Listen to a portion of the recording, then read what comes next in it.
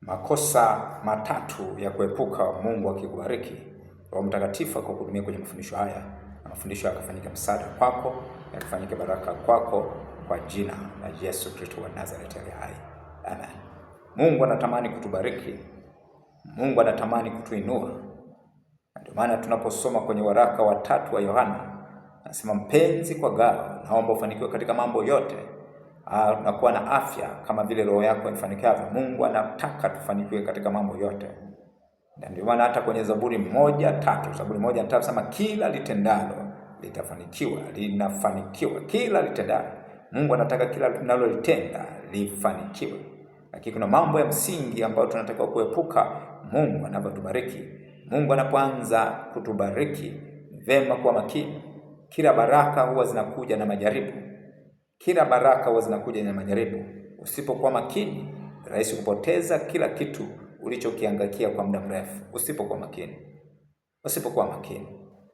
Kwa mambo ya kuepuka Mungu anapokubariki. Jambo la kwanza la kuepuka Mungu anapokubariki, epuka kusaidia kwa haraka sana bila kufikiri. Epuka kusaidia kwa haraka sana bila kufikiri. Usifanye haraka sana kuwasaidia watu. Mara nyingi unapobarikiwa, watu wengi watakujia kutaka msaada. Watu wengi watakujia kutaka msaada. Kumbuka tunahitaji kusaidia watu. Lakini usipokuwa makini, kumbuka kwamba inawezekana Mungu amekusudia usaidie watu wengi sana. Lakini usipokuwa makini, unaweza usaidia watu wengi sana, kwa sababu vitu ulivyoviangaikia kwa muda mrefu vinaweza kupotea kwa haraka kama usipokuwa makini katika kusaidia. Uwe mkarimu lakini uwe na hekima pia. Kumbuka mara nyingi unapobarikiwa, watu wengi watakuja kutaka msaada. Watu wengi sana watakuja. Uwe mkarimu lakini uwe na hekima. Wagalatia 6:9 na kwamba maandiko yanasema kwamba tena tusichoke katika kutenda mema. Hutakiwi kuchoka katika kutenda mema. Lakini katika kutenda mema ni vema kuwa na hekima pia.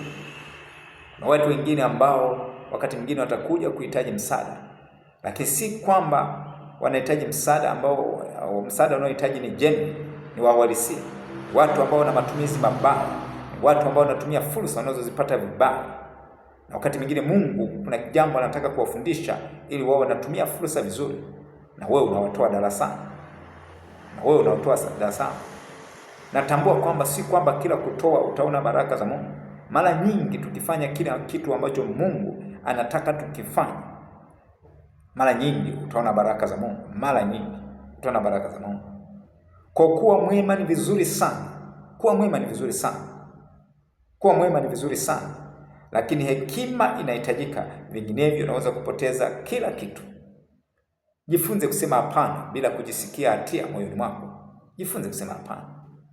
Watu ambao hawajajifunza kusema hapana wanataka kumsaidia kila mtu anayekuja kuomba msaada, na baada ya kusaidia wakati mwingine wanabaki hawana amani ndani ya mioyo yao. Epuka kusaidia kwa haraka. Mungu anapoanza kukubariki ni vema kuepuka kusaidia kwa haraka. Vinginevyo unaweza kupotea vitu ambavyo unapoteza kwa haraka, mafanikio ambayo umeyapata kwa muda mrefu. Kumbuka, sizungumzii kwamba usiwe mkarimu. Uwe mkarimu, lakini pia ni vema kuwa na hekima. Kuna watu wengine hawako makini na matumizi ya fedha zao, wanatumia vibaya. Alafu wakipoteza kila kitu wanakuja kukimbilia kwako. Kuna watu wengine wanahitaji elimu, hawahitaji fedha zako. Wanahitaji kufundishwa, hawahitaji elimu yako. Elimu nayo ni msaada, kwa sababu ukimsaidia mtu ambaye bado hajui namna ambavyo anatakiwa kuishi na kile alichonacho, atapoteza, atarudi tena. Lakini kosa lingine la kuepuka Mungu anapokubariki, epuka kuongea sana kuhusu mafanikio yako. Au baraka zako. Maandiko yanasema kwenye Yakobo 3:2 kwamba mtu asiyejikwaa katika kunena, huyo ndio mtu mkamilifu. Mara nyingi watu wanajikwaa katika kunena. Epuka kuongea sana kuhusu mafanikio yako au baraka zako. Mungu anapokuinua ni vema kaa kimya. Usitangaze kila kitu kizuri kinachotokea. Usitangaze kila kitu kizuri kinachoendelea kwenye maisha yako. Usikimbilie kuposti kwenye mitandao ya kijamii au kujivuna kwa watu Mungu anapokubariki. Ukinunua nyumba, kaa kimya. Ukipandishwa cheo, kaa kimya. Si kila mtu anafurahia mafanikio yako. Si kila mtu anafurahia kuona kwamba unastawi. Si kila mtu. Tabasamu zingine ni fake. Tabasamu zingine ni fake. Watu ambao wanaonekana kwamba wanakufurahia, lakini usiku ndio wachawi wako wakubwa. Jinsi unavyozidi kusema maendeleo yako kwa watu, ndivyo ambavyo watu wanazidi kukuonea wivu na wakati mwingine hata kupanga mabaya juu yako. Kwa Mungu anapokubariki, epuka kuongea sana kuhusu mafanikio yako. Epuka kuongea sana kuhusu mabadiliko yako. Ukimya unalinda amani yako na mipango yako. Unalinda amani yako na mipango yako. Lakini kosa lingine la kuepuka Mungu anapokubariki, epuka kuridhika sana. Epuka kuridhika sana. Watu wengi wanafanya vizuri leo kwa sababu ya jitihada walizozionyesha jana. Lakini sasa wamepunguza jitihada zile ulizokuwa nazo awali. Unatakiwa kuendelea nazo.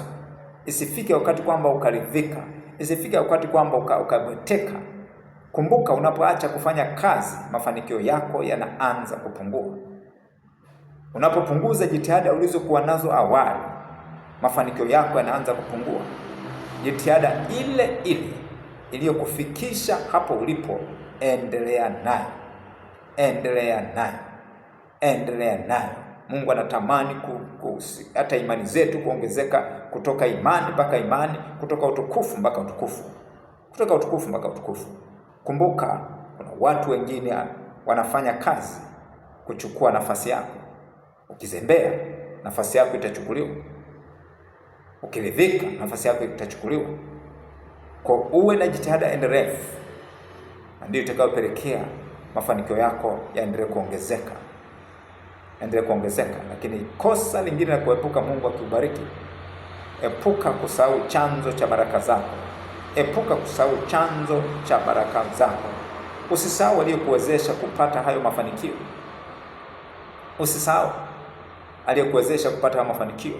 Watu ambao wanaomba sana wakiwa na uhitaji fulani, lakini wakipata wanamsahau Mungu. Kumbuka, Mungu anasema Mungu ndiye chanzo cha kila kitu. Watu wengi maisha yanapokuwa mazuri wanamsahau Mungu. Tunaposoma kwenye Kumbukumbu ya Torati 8:11, Kumbukumbu ya